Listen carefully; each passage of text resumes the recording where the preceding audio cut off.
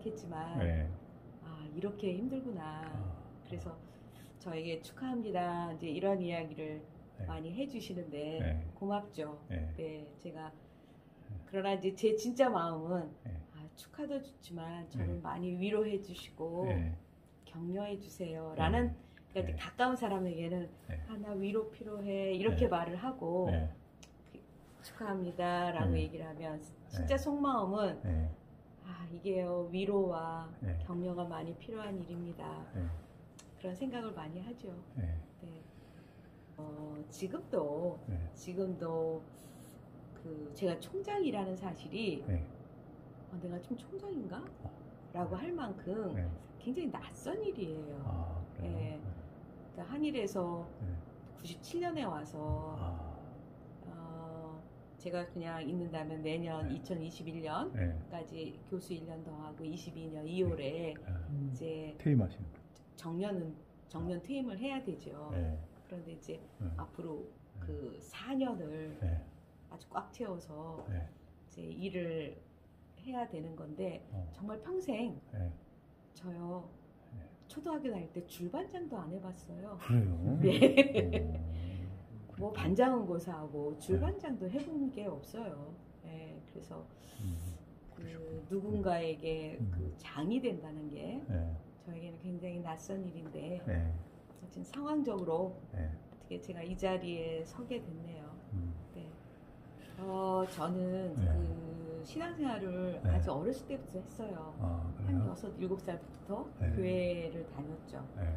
그러면서 굉장히 그 착실한 그 교회학교 학생이었고 아, 그랬구나. 어렸을 때부터 그 누군가에게 네. 그 뭔가를 이렇게 그 선교사 같은 네. 선교사를 나가겠다는 건 아니고 네. 그 봉사하는 삶은 참 좋겠다. 네. 이제 그런 생각은 했지만 네. 그게 구체적으로 무엇인가는 생각은 못했어요. 네. 근데 이제 그래도 내가 어렸을 때 이제 소아마비로 걷는 그 보행이 어려우니까 그래도 먹고 살 수 있으면서 내가 전문적으로 일할 수 있는 게 뭘까 하다가 의사를 생각했어요. 예, 근데 집안이 너무 어려우니까 다 그랬죠. 예, 네. 그러니까 의사 6년을 집에서 해주기는 어려울 것 같다. 그래서 그거 대신 선택한 게 약학대학이었어요. 왜냐면 4년이니까. 근데 그 대학에 우리는 예비고사를 쳤을 때예요. 수능이 아니고. 그래서 대학에 이제 필기고사를 붙었는데 신체검사에서 떨어졌어요. 그러니까 왜냐하면 실험하기가 어렵지 않겠냐. 예, 그러니까 이것은 약품이나 이런 거를 많이 그때는 그랬어요. 예, 그때 76학년도니까. 그래서 거기에서 그 낙방을 하면서 그러면 어떻게 내 인생의 방향을 가야 되느냐 했을 때 우리 교회학교 선생님이 신학을 해라. 그래서 신학을 하게 됐고 그게 어렸을 때 내가 막연하게 내가 누군가에게 봉사하는 삶을 살았으면 좋겠다.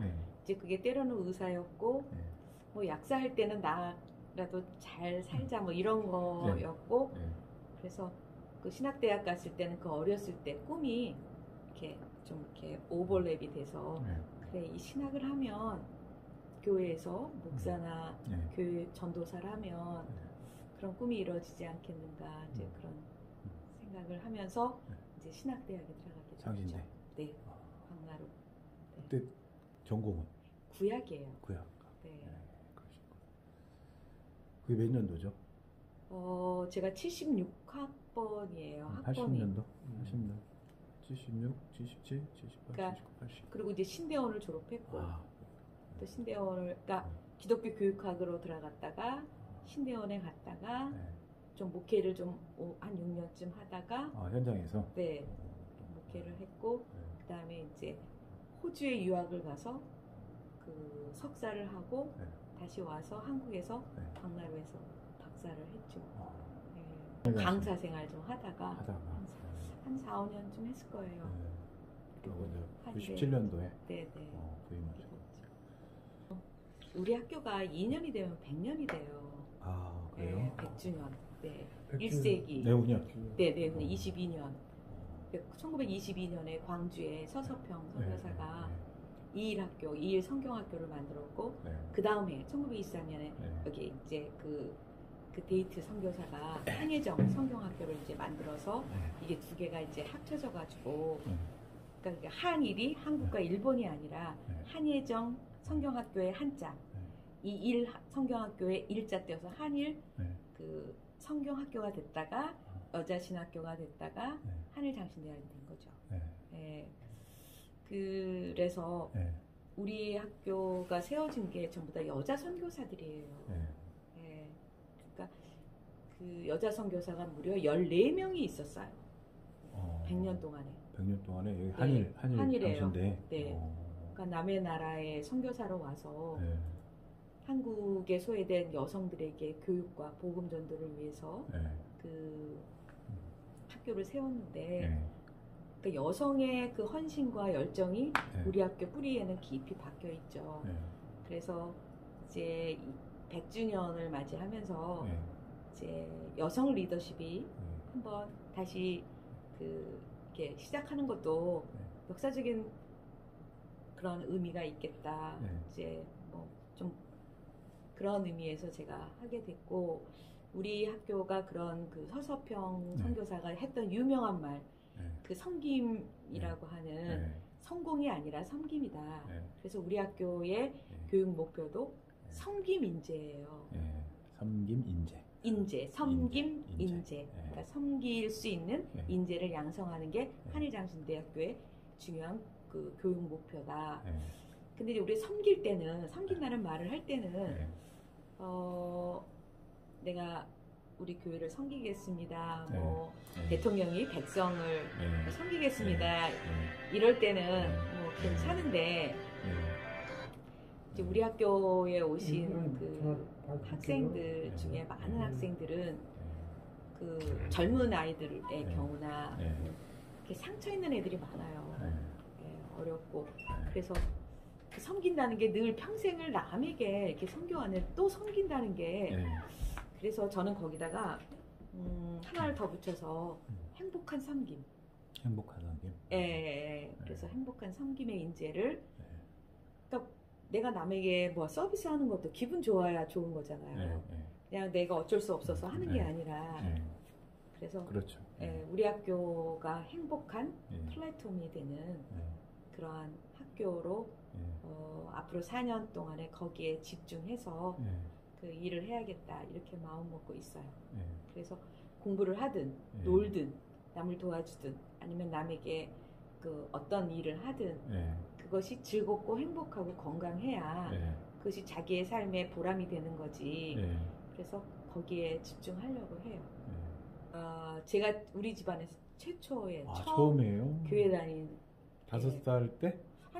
그 정확하지 않아요. 6살 전일 거예요. 네.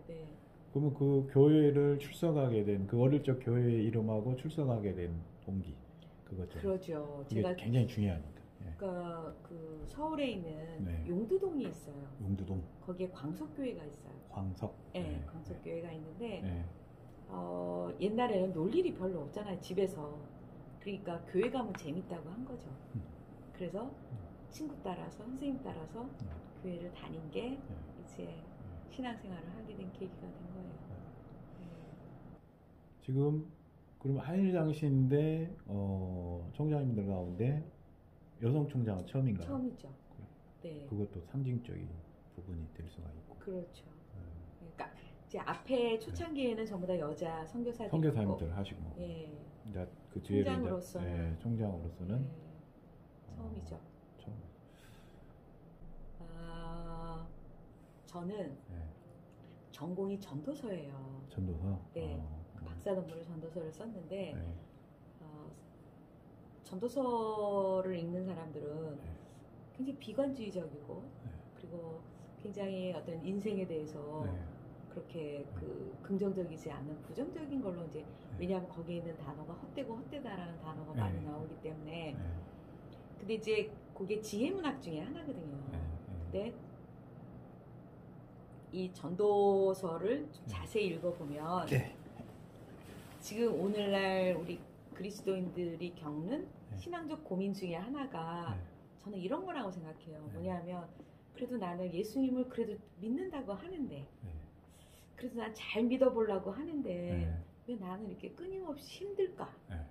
그러니까 이제 이것을 조직신학적으로 해서는 신정론, 하나님의 정의 문제를 다루죠. 네. 그러니까 이거는 우리들만의 고민이 아니라 네. 사실은 구약시대에도 이미 있었고 네. 특히 전도서에 나타난 것은 네. 어떤 신앙인이라고 한다면 네. 비신앙인보다는 조금 네. 더 삶이 윤택하고 네. 좀 평탄하고 네. 그래도 악인이 좀 망하고 네. 의인은 네. 선하게 네. 좀 가야 하는 게 그게 어떤 신앙의 보상이 아닐까라고 하는 고민에 대해서 항상 그 퀘스천을 하죠. 질문을 하죠. 정말 그런가? 네. 이제 이런 게 우리에도 고민이었듯이 네. 신앙적인 거 그 구약의 전도서도 그런 고민이에요. 네. 그러니까 이게 삶의 문제죠. 그렇죠? 그래서 저는 구약을 전도서를 전공했기 때문이기도 하지만 네. 뭐냐면 우리가 믿는다는 것이 믿으면 네. 원하는 만큼 기도한 만큼 네. 하나님이 원하시는 것을 많이 물질적으로 주는 게 네. 이게 어떤 그리스도인의 삶의 보상이다라는 이제 그런 질문에 대해서 네. 우리가 늘 고민을 하고 있는데 정말 신앙이라고 하는 것이 네. 구약시대 때 네. 그리고 우리의 삶을 통해서 어떻게 이게 발현이 돼야 되는가 네. 이런 거를 네. 그러니까 성서라고 하는 그 텍스트를 통해서 이게 이제 죽은 텍스트가 아니라 지금도 끊임없이 재해석되면서 이것이 오늘날 우리에게 그 다가오는 문제들을 이것을 해석해 내야 되는 것이다. 그러니까 이게 뭐냐면 옛날 책이기 때문에 그냥 도서관에 묵혀 있는 죽은 책이 아니라 이게 우리의 고백에 따르면 하나님의 어떤 말씀으로서 성령의 가마를 입은 사람들의 이게 그 말씀이라면 오늘날에도 이것을 읽는 사람들에게는 어떤 자기 삶의 문제를 이거를 거기에 반추해서 이 성경을 통해서 자기 삶을 회복하고 극복하는 그게 그 어떠한 그 신앙과 신학의 역할이 아닌가 저는 이제 그런 측면에서 그 학생들을 지도하고 있죠. 제 제자 중에서 졸업하고 나서 뭐 남들이 보기에 가시적이고 근사한 어떤 목회를 한다든가 뭐 기관에 있다든가 뭐 이런 거에 있으면 아 얘가 내 제자다고 네 이제 그렇게 해서 보람을 찾는 경우도 있지만 저는 그런 학생들이 있어요. 그러나 그게 이렇게 딱 기억에 잘난 사람은 나와 관계없이 늘 잘나요. 제가 특별하게 스스로 잘하고 왜냐하면 참 신앙적으로나 아니면 정서적으로 아팠던 학생들이 우리 학교에 있으면서 긍정적으로 자기를 받아들이고 그리고 자기 삶에서 자신 있고 당당하게 사는 제자들을 보면 그게 굉장히 보람이죠. 그러니까 어떤 면에서는 성공과 어떠한 그 눈에 보이는 그런 성취라는 것을 너무 강조하지 않았는가 뭐 그런 부분도 좀 있죠. 모든 사람이 고민하는 문제잖아요. 그렇죠. 제 대답이 뭐 정답은 아닐 거고 결국은 세속화를 어떻게 어떤 신앙을 가진 사람이 어떻게 이 세속화를 극복할 수 있겠는가 이제 이런 그 문제인데 요즘은 돈이 인격이잖아요. 그렇죠? 그렇죠. 돈 있으면 다 되니까요. 다. 교회에서도 그렇고 뭐 어디서나 돈이 대접받는 그런 속에서 사실은 돈이 없다라는 거는 인생에 실패한 것 같은 실패한 걸로 우리가 간주하고 있죠. 현실이 그러니까. 그러면서 돈이 없어도 자신만만하게 살 수 있다라고 하는 거는 사실은 이거는 받아들이기 어려운 우리의 그 현실이 아닌가. 그러니까 뭐냐면 적어도 가난한 것을 스스로 가치를 두고 자발적 가난이라고 얘기하잖아요. 그렇게 하는 게 오히려 난 더 스스로를 좀 너무 저평가하는 거 아닌가. 적어도 이 시대에는 경제적으로 독립해야 돼요. 제가 말하는 경제적인 독립이라고 하는 것은 잘 산다가 아니라 저도 나 먹을 거에 대해서는 스스로 어떤 직업에 관계없이 그러니까 그 노동에 대한 이해가 굉장히 현실적일 필요가 있어요. 그렇죠.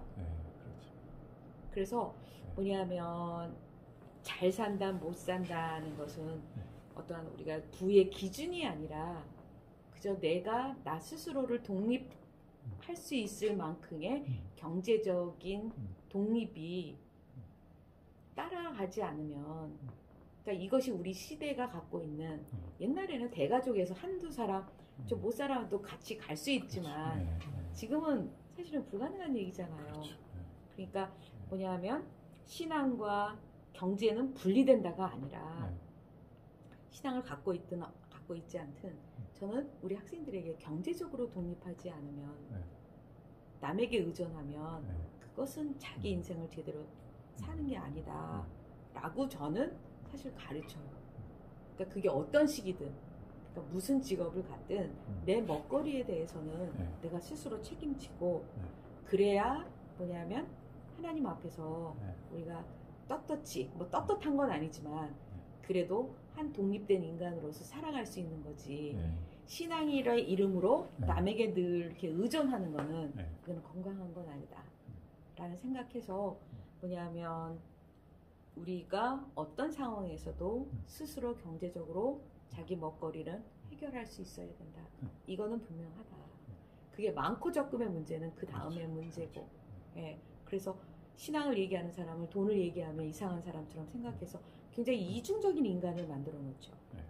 그러니까 그렇지 말고 우리 솔직하게 그런 부분에 대해서는 내 먹거리는 내가 책임지자.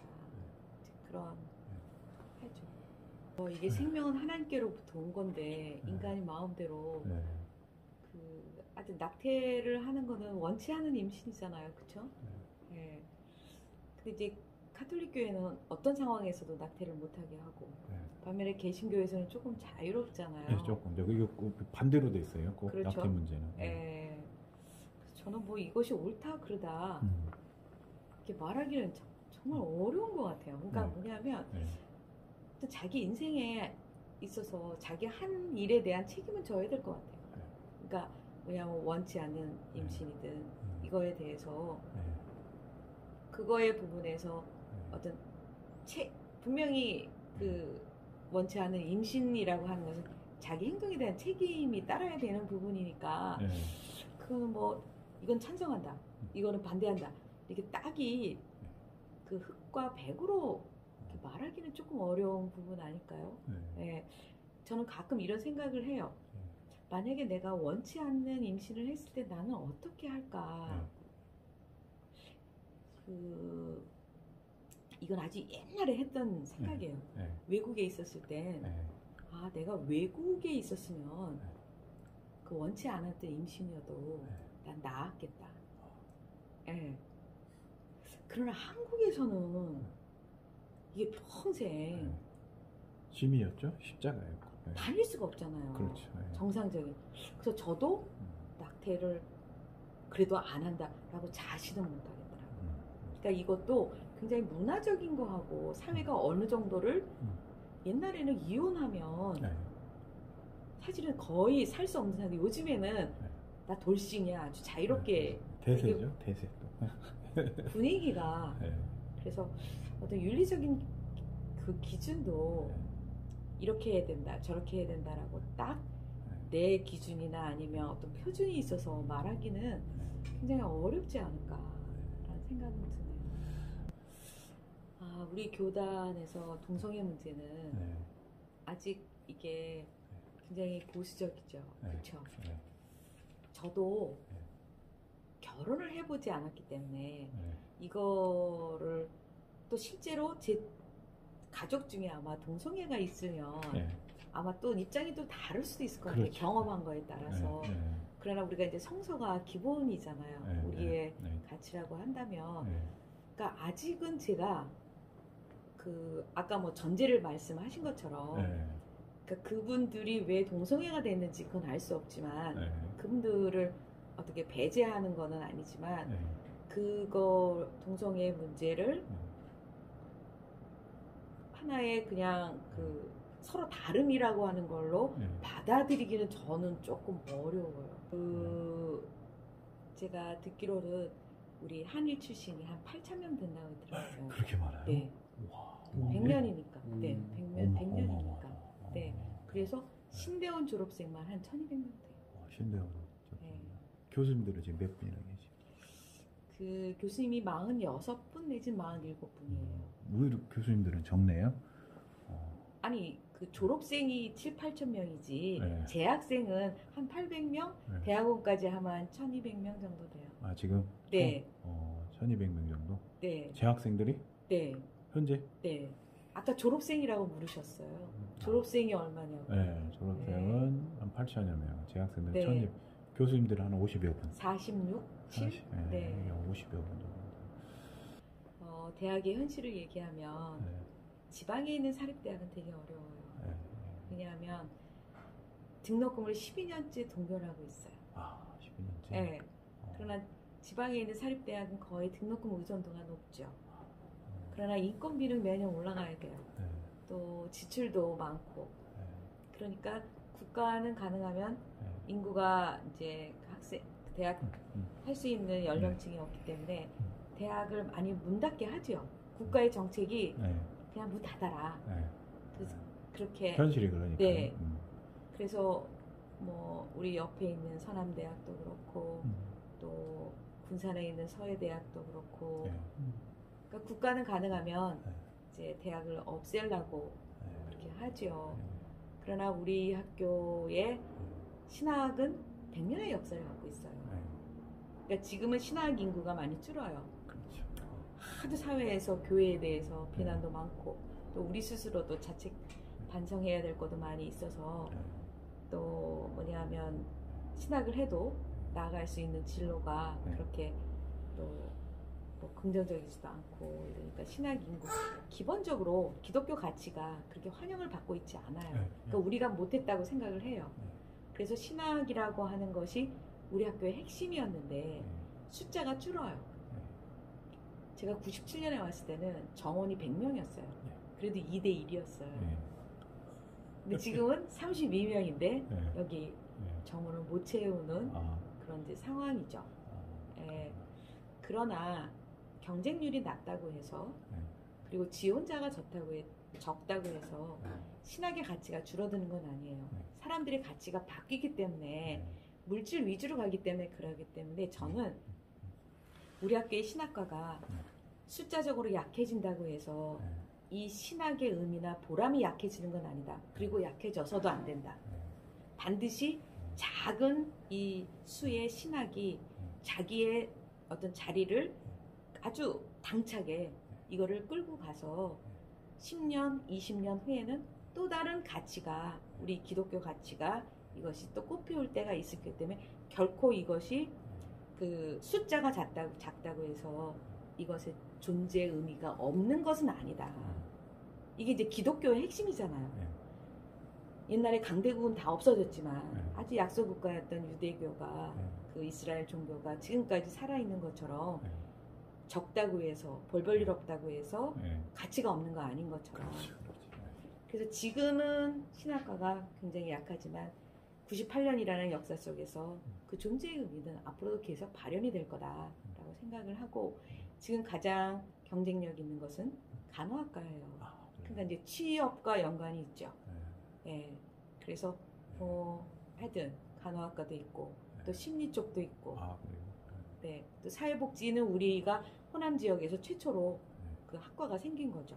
화해장신대가? 그렇죠. 제일 오래 호남인지 전라북도인지 그거는 제가 한 번 더 확인을 지금 왔다 갔다 하네요. 하여튼 그래서 우리 또 운동학과 지금 운동생활학과도 있고 그래서 저희 학교는 시대에 맞춰서 이 학과 조정을 그래도 좀 빨리 하는 그런 학교가 아닐까. 그래서 저희 학교가 작지만 그래도 이 지역에서 영적으로나 아니면 교육적으로나 충분히 자기 역할을 다하고 있어서 이 학교가 맥이 끊어지지 않고 길게 가야 한다. 이제 이거는 제가 갖고 있는 소신입니다. 그래서 지금까지 우리 학교가 경제적으로 어렵지 않은 적은 한 번도 없었어요. 선교사님들이 있었을 때는 자기 모국에서 모금해서 갖다 놓고 언제나 우리 학교는 돈이 없어서 여러분들 아마 우리 학교에 가보면 시설이 굉장히 낙후돼 있어요. 그래서 뭐냐면 하여튼 끊임없이 교회하고 후원자들이 후원해서 이제 우리 학교를 지금까지 유지해 왔는데 그것도 이제 한계가 있어요. 그래서 뭐 외국인 어학당도 해보고 외국인 수업도 해보고 뭐 이런 거를 그래도 기존에 있는 것을 유지하기 위해서 그렇게 산학협력단을 통해서 수입을 기대해 왔지만 그것이 뭐냐면 일정하지 않아요. 그러니까 늘 불안하죠. 그래서 저는 그 교육부가 지방에 있는 대학, 경쟁력 없는 대학을 이렇게 죽게 하는 역할을 하면서 한 게 뭐냐면 평가를 받아서 국가의 지원을 받아라. 그래서 저는 이제 그 평가를 받는다는 이야기는 뭐냐면 우리의 교육의 어떤 건강을 더 건강하게 만드는 거라고 해서 열심히 그 평가에 지금 집중하려고 하고요. 또 동시에 뭐냐면 뭐 이런 표현하면 이상하지만 10,000원짜리 개미군단을 좀 많이 모아서 지속적으로 그게 가장 건강한 것 같아요. 그래서 우리가 10,000원은 그냥 눈 한 번 감고 쓸 수 있는 돈이잖아요. 조금 마음만 있다면 그 재정 건강도를 좀 높여야 되는 과제가 제게 있습니다.